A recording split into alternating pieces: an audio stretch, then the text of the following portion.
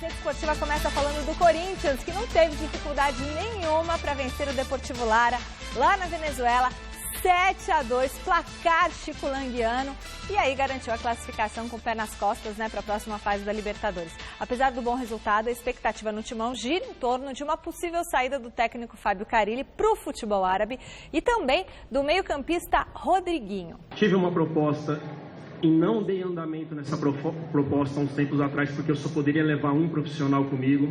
Se falar de valores, vão chamar eu de louco por não ter aceitado, né? Então agora começou essa, não chegou nada oficial, nada mesmo. Até hoje, do jeito que tomou a proporção em São Paulo, fiz questão de conversar com o meu empresário.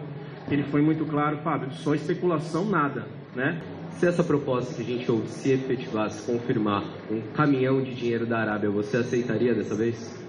Um não, mas pode vir dois, né? Aí não é mais um, né? Pode vir dois caminhão, aí na conversa é diferente. Vamos esperar, tô muito tranquilo aqui, tá? Com um eu não vou, com dois eu posso pensar. Boa noite, Michele, boa noite, Chico, boa noite você em casa acompanhando o Gazeta Esportiva. A gente dizia aqui durante a semana que o jogo contra o Deportivo Lara seria um jogo complicado para o Corinthians. Por que a gente dizia isso e o jogo não foi complicado? O Corinthians fez com que o jogo acabasse não ficando complicado. Porque o Lara ganhou dos Milionários e ganhou também do Independiente lá dentro de casa. Era o bicho, se tornou o bicho papão da competição. O que era o grande azarão começou a ser o divisor de águas da competição. Então se esperava, tanto é verdade que ainda, apesar da derrota de ontem, o Lara ainda tem condição de se classificar na última rodada. Tamanho os resultados surpreendentes que ele conseguiu. Mas ontem o Lara deu muita moleza para o Corinthians, né? O Rodriguinho e o Jadson tiveram muita liberdade para marcar e o Corinthians fez uma partida perfeita. Foi um time que não se contentou com 2-0, que não se acomodou em nenhum momento da partida. Se tem mais 10 minutos ali, poderia ir 8, 9, sem exagero nenhum. Não é? O Corinthians se aproveitou desse momento do Lara, da fragilidade, de uma atuação muito abaixo, né, daquilo que se espera de uma equipe limitada, e o Corinthians conquistou um placar aí padrão Chico Lang. Então eu até gostei que ficou 7-1, 7-2, porque foi no 7 do Chico Lang. De bom, o Júnior Dutra acabou entrando, tirando a nhaca, né? Fez 2 gols, isso é legal para motivar o cara. O Romero fez um golaço, pouca gente falou, Chico, mas eu não sei, claro, guardadas as devidas proporções, lembrou esse gol do Romero, aquele gol de bicicleta do Neto, do Guarani. Do Neto foi bicicleta mesmo, né? Do Romero foi meio um voleio e tal, mas lembrou um pouquinho porque a bola muito baixa e o Romero acabou marcando um golaço, uma vitória que dá a classificação ao Corinthians. Agora ele joga na última rodada, semana que vem, em casa contra os Milionários, buscando apenas a liderança do grupo. Uma belíssima vitória do seu Corinthians, Chico. É uma vitória histórica, né, Garrafa? Boa noite, Michele, boa noite a todos os telespectadores. E foi uma vitória histórica que entra mesmo para a história, porque eu acho que é a primeira goleada, acho que é a maior goleada na fase de grupos de toda a história. É uma coisa assim, tem um lance aí que quebra aí um tabu que ninguém esperava. Agora, eu acho que além do Rodriguinho e do Jadson jogarem livres, o que aconteceu ontem foi que o Lara tentou jogar de igual para igual com o Corinthians. Sim. E de igual para igual com o Corinthians fica difícil jogar, porque o que acontece? Subiram muito de produção nos últimos jogos 3 jogadores, que ninguém dava um tostão furado por eles no começo do ano. Pedrinho, que agora não é mais Zumbi, é Hulk. Tá vendo? Estão mudando o apelido dele, não é mais Pedrinho Zumbi, é Pedrinho Hulk. Subiu de produção muito o Michael, né? Que espero que não vá embora, porque é um grande jogador. E o Mantuan. Olha, vou repetir, Mantuan, Michael e Pedrinho Hulk. Todos esses subiram muito de produção. E quem ganhou com isso foi o Corinthians. Porque o Mantuan é o seguinte, ele não sabe apoiar. Até hoje ele não sabe apoiar. Mas o que acontece? Ele fica na defesa. Então, na verdade, são 5 jogadores na defesa. E o Sid Clay se solta. Uhum. Então, é verdade que ele fez um gol de centroavante ontem. Então, quer dizer, é muito significativo isso. O Corinthians agora se acertou.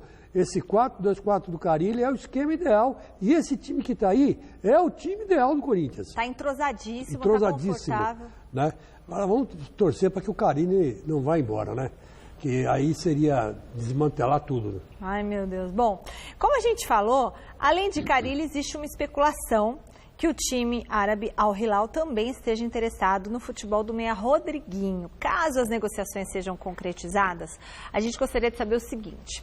Não caso as negociações sejam concretizadas, né? Mas assim, hoje a gente quer saber o seguinte de você. Quem vai fazer mais falta para o Corinthians, o Rodriguinho ou o Carille? O Carille, na minha opinião, desculpa. E o seu voto? Chico Lang. Não, primeiro Garrafa. Olha, difícil, hein, Michele? Difícil. É óbvio que esse time tem a cara do Carille, tem toda uma estrutura montada por ele, armada por ele. O grupo vai sentir muito a falta do Carille, em elas confirmando, e o Rodriguinho é a grande peça, é peça fundamental nesse esquema. Mas já que, para não ficar em cima do muro aí, acho que caramba, é difícil, hein? Carille. O Carille? Carille. E aí, Chico Lang? Porque o Corinthians funciona às vezes sem o Rodriguinho. Mesmo quando o Rodriguinho não joga, o Carille consegue pôr o time para jogar. Agora, sem o Carille, como é que vai fazer? Como é que vai fazer, Chico Lang? Como é que vai fazer? Então. Estão dizendo que vai entrar o Osmar Loss e tal. Gente, mas... A gente vai falar do Corinthians mais para frente, né? Vai, né? Ou não? Vai falar aqui só. Então é o seguinte. Evidentemente que é o Carille. Evidentemente que é o Carille. Seria hipocrisia falar que é o Rodriguinho. O Rodriguinho realmente está numa boa fase porque o Carille arrumou uma função para ele jogar. Uma função que ele sabe fazer muito bem. Que ele antes era meio campista, agora está jogando no ataque. Ele é praticamente centroavante, ele aprendeu a ser centroavante. Então, quer dizer, ele pode fazer isso com outro jogador. Agora, o próximo treinador pode fazer a mesma coisa com outro jogador. Jogador habilidoso, garoto ainda, aprende a jogar lá. Mostra aquela polivalência, né? Como falava o Cláudio Coutinho. Agora, o Carille vai ser difícil substituir. Porque o Carille está há 11 anos no Corinthians. Esse ano aqui já vai fazer 11 anos. Conhece todo mundo. Passou por Mano, passou por Tite, amadureceu, passou por Oswaldo, passou por o Cristóvão, passou por 4 treinadores que não tem um estilo a ver com o outro. E é difícil, ele assimilou um pouco de cada um, muito mais do Tite. E uma coisa que eu quero dizer, que não vou ter mais a oportunidade de falar, é que o Osmar Loss tem um gênio danado, viu? Nós aqui no Mesa Redonda, o dia que o Fábio Carille esteve aqui, eu me lembrei que, acho que foi o Miller que perguntou para ele, você é mais quem? Tite ou Mano? Ele virou e falou assim, eu sou mais Tite, porque aprendi com o Tite que é melhor conversar, explicar para o jogador, jogar aberto, tal. O Mano faz a mesma coisa também, explica para o jogador, mas só que ele é mais... mais duro, né? Linha dura, mais firme. E o Osmar Loss é linha dura. Então, quer dizer, é diferente. Se bem que ele está aí acompanhando já o Carille, os caras Carille é paizão. Carille falou para mim que ele faz um tipo paizão. E só para atualizar, gente, posição de momento, né, porque muita gente disse que o martelo seria batido hoje, isso não aconteceu, não deve acontecer, o Carille deve se manifestar na segunda-feira. Ontem, o pai do Carille deu uma entrevista dizendo que teve uma conversa dele, né, com o filho, ou seja, o pai do Carille com o próprio Carille, e o Carille confidenciou que a proposta é irrecusável e o pai entende que o filho vai aceitar. Essa é a posição de momento. E sobre o Osmar Loss, que é a bola da vez, me cabe aqui uma preocupação pelo seguinte, quando o Carille assumiu, ele não era comparado com ninguém. Não tinha nem, o Corinthians nunca teve um técnico jovem que fez sucesso. Então, as coisas foram acontecendo para o Carille, foram acontecendo de forma positiva. Se o Osmar Loss assumindo, ele vai ter a sombra do Carille. Nos 3 primeiros jogos o Carille venceu. O Osmar Loss já não ganhou 3 no primeiro jogo. Então, a pressão do Osmar Loss, não pense que a vida do Osmar Loss será, entre aspas, tão tranquila como foi para o Carille, não. É em função desse parâmetro que agora existe, que é o próprio Carille. Vai ser igual o Palmeiras no ano passado, que ficava aquela sombra do Cuca. Isso. E aí depois o Cuca voltou, não foi aquilo lá, mas é uma coisa... Comparação. Mas e ontem a gente perguntou aqui na enquete se você fosse o Carille, se você iria embora ou não. Chicão, por 13 milhões de reais por ano, você iria embora? Eu acho uma bobagem se ele for embora, numa boa falando. Eu acho que ele devia entrar num acordo com a diretoria do Corinthians, sei lá quanto ele ganha, chega lá, pede mais uns 200 mil, sei lá, 300, porque ir para a Arábia Saudita ninguém merece, cara. É um país completamente diferente, cultura completamente inversa da nossa. Lá é muita coisa proibida, o brasileiro não está acostumado com isso.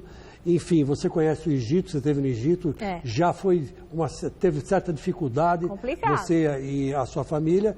Então você imagina na Arábia Saudita. Eu, sinceramente, cara, eu ficaria no Corinthians, porque o Corinthians é o Corinthians, né? Tá. Agora, esse time árabe aí, sei lá.